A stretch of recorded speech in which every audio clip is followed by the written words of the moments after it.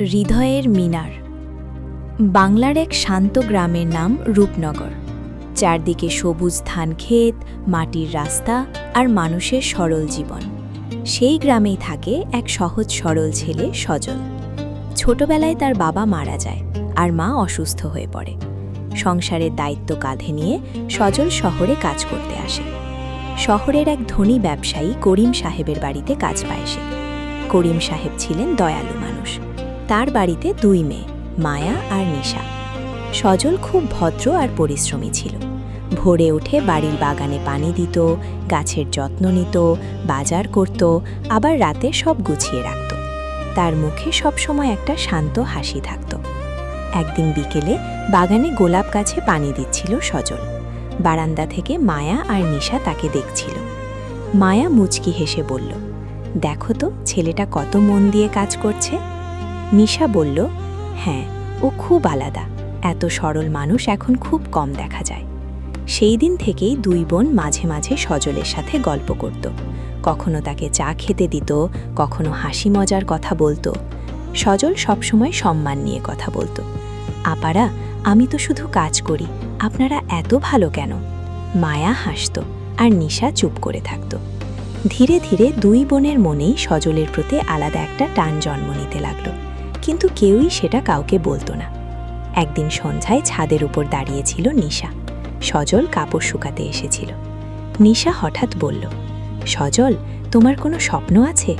সজল আকাশের দিকে তাকিয়ে বলল, আছে আপা, একদিন নিজের একটা ছোট দোকান হবে, মাকে নিয়ে ভালোভাবে থাকব। নিশার চোখে মায়া ভেসে উঠল। অন্যদিকে মায়াও সজলের সততা দেখে মুগ্ধ হয়ে পড়েছিল। সে ভাবত, এমন ভালো মানুষ যদি জীবনে পাশে থাকত। দিন কেটে যায়, ঈদ আসতে শুরু করে। করিম সাহেবের বাড়িতে ঈদের প্রস্তুতি শুরু হয়। নতুন জামা, রান্নাবান্না, আলো সাজানো। ঈদের আগের দিন মায়া সজলকে একটা সুন্দর পাঞ্জাবি দিল। এটা তোমার জন্য, ঈদের দিন পরবে। সজল অবাক হয়ে বলল, আপা, আমি তো এমন জামা কখনো পরিনি। ঠিক তখন নিশা এসে তাকে একটা ছোট ঘড়ি দিল। এটা তোমার জন্য, সময়কে মূল্য দিতে শিখো। সজলের চোখ ভিজে উঠল। আপনারা আমাকে এত ভালোবাসেন কেন? ঈদের দিন সকালে সবাই নামাজ পড়ে বাড়ি ফিরল। সজল নতুন পাঞ্জাবি পরেছিল। তাকে দেখে সবাই অবাক। করিম সাহেব বললেন, সজল শুধু কাজের ছেলে না, সে আমাদের পরিবারের একজন।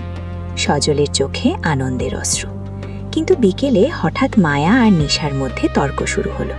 মায়া বলল, তুই কেন সজলের এত কাছে যাচ্ছিস? নিশা বলল, কারণ আমি তাকে ভালোবাসি। মায়া কিছুক্ষণ চুপ থেকে বলল, আমিও তাকে ভালোবাসি। দুজনেই স্তব্ধ হয়ে গেল। ঠিক তখনই সজল সেখানে এসে সব কথা শুনে ফেলল। সে ধীরে বলল, আপনারা বড় ঘরের মানুষ, আমি গরিব। আমি শুধু আপনাদের সম্মান করি। আমার স্বপ্ন শুধু একটাই, নিজের পায়ে দাঁড়ানো। তার চোখে ছিল সত্যিকারের সততা। মায়া আর নিশা বুঝতে পারল, ভালোবাসা মানে কাউকে নিজের করে নেওয়া নয়, তার স্বপ্নকে সম্মান করা। ঈদের রাতে সবাই একসাথে খাওয়া দাওয়া করল। দুই বোন সজলকে ছোট ভাইয়ের মতো স্নেহ করতে লাগলো। সজল প্রতিজ্ঞা করল, সে একদিন নিজের স্বপ্ন পূরণ করবে। আকাশে তখন ঈদের চাঁদ। মায়া আকাশের দিকে তাকিয়ে বলল, যে স্বপ্ন ভালোবাসা দিয়ে গড়ে ওঠে, সেটাই মানুষের হৃদয়ের আসল মিনার। সবাই হাসল। সেই ঈদের রাত হয়ে উঠল শান্তি, সম্মান আর সত্যিকারের ভালোবাসার রাত। সমাপ্ত।